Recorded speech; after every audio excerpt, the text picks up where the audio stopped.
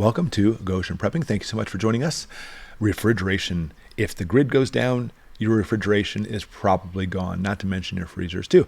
And we want to be able to keep things cold for simply, obviously, preservation purposes. Having a deep freeze chest freezer is actually very helpful. But if the grid goes down, what are you going to do? Well, let's go through a whole bunch of different methods that can actually make that work, because it's not simply about food, but sometimes medicines have to keep refrigerated as well. Well, and there's got to be some ways to keep your stuff cold without a grid, and there is. All right, first off, we're looking at usually 40 degrees as far as the temperature goes, for Fahrenheit that is, stay below 40 to be able to actually keep things going. And making that happen is difficult without electricity. Not impossible. So the first thing we want to talk about are primitive methods. And when we talk about primitive methods, they are all based on, practically speaking, evaporation. And it's simple as this. If you have water, and that water evaporates and turns to a gas, whenever you have any liquid that goes to a gas, it takes heat with it. In fact, even out west right now, instead of actually having an air conditioner, you have what's called an evaporative cooler, or sometimes they call them swamp coolers because they make your house very humid. All it is simply water running across a filter and a fan blowing. And since it's dry out west, the water will evaporate, take the heat with it, and it pushes cool air into the house. They work exceedingly well. But since there's no compressor like an air conditioner, they're very cost efficient. In fact, you can actually make small models that work very well. Out east, however, or if you live in a humid environment, they don't work so well. In fact, practically speaking, they don't work at all. You can actually do the same thing when it comes to keeping things cold as far as in a pot goes, and you actually what's called a zero pot. It's super simple. Simply take 2 ceramic pots with a layer of sand in the middle, and you want a lid for it too, obviously. Get them all nice and wet, and then put the food inside of the center of the pot. As it evaporates, it'll cool off the whole unit, and to a point, it'll actually keep your food, well, relatively cool. It's certainly not foolproof, and we're not talking about temperatures like a fridge, but it will cool things down. And if you actually even wrap like some kind of piece of food or something in like a Ziploc bag with a wet towel, as it evaporates off, same thing, it'll actually will cool off the food that's inside of that bag. But same thing, high humidity areas won't work too well. Now, edging away from evaporative methods, some other primitive methods too was simply just dig into the ground. Once you get about, well, depending on where you live, 20 to 30 feet down, you'll hit a constant temperature. Depending on where you live, again, 50 to 60 degrees. I always say just 55 degrees, which is not cold like a refrigerator by any means. But the cooler you get, even if it's not refrigerator level cold, it will still actually help preserve your food. So digging some kind of little hole in the ground and drop a food grade bucket down there will work well. I mean, even storing food in the winter like this works well once you go below the frost line, so that way your cans won't rupture and such. But if we're trying to actually do things to cool your food off, this has actually been a method that's gone on for a long, long time. That's why we have things called fruit cellars. You dig in the ground, and it actually keeps everything nice and chilly. But something that works far better is utilizing water. If you have a natural spring in which water comes up, that water is going to be very chilly. In addition, you can dig a well. Hand-dug wells work great if you have them shallow enough. If you have a deep well, you can use a 5-inch casing well and drop small things down in the well. Now, don't drop them down. You must actually have some kind of string or something attached to it, because the last thing you want to do is have it drop down there so you can never retrieve it again. But that's how it's been done for the longest time, is having water, which is exceedingly cold below the ground, to be able to keep things refrigerated for you. Again, hand-dug wells work very well for this. Or sometimes you have a natural spring, people will dig out a spring house, so you'll actually have cold water coming in to keep things nice and fresh. And dropping things down with strings was a very common way to keep things cold. In addition, if you happen to have a house that's near a stream, even in the summer, the water of the stream is, relatively speaking, nice and chilly. So putting things in the stream for refrigeration works well. When we go backpacking and camping and such, there's our refrigerator, and that's what we use.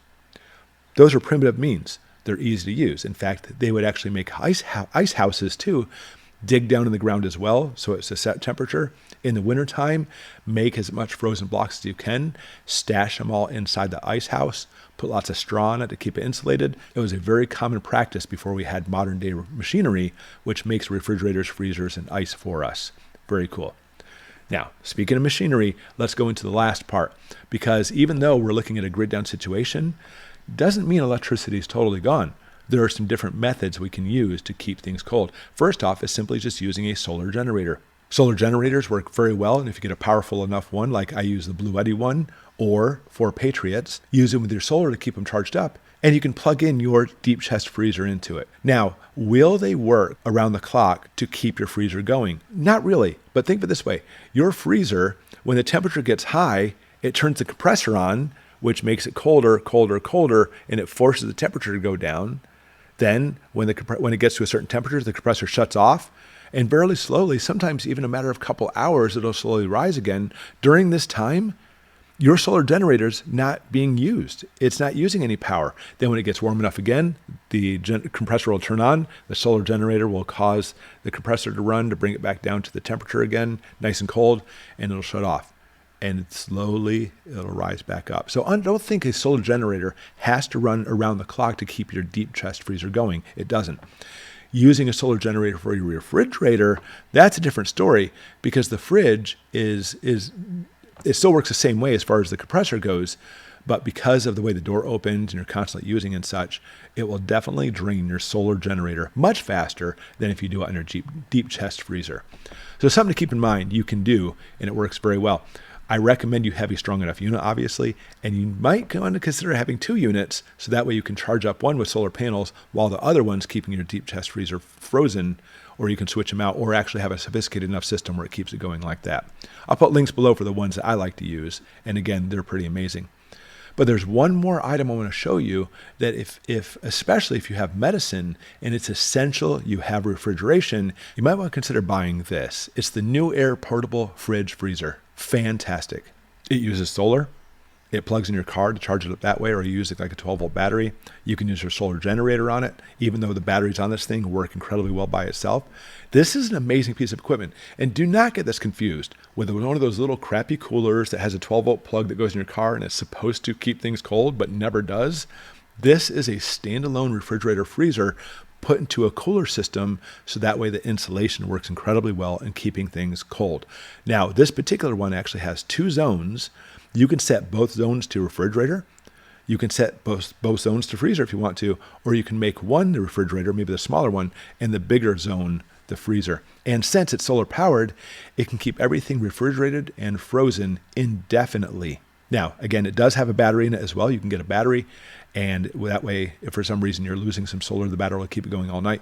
But I like this thing simply to put in my car as well, so I can plug it in my 12-volt lighter, and I literally have a real refrigerator freezer for wherever I go. And that is truly the one I recommend. It's not inexpensive by any means, but it's worth every penny.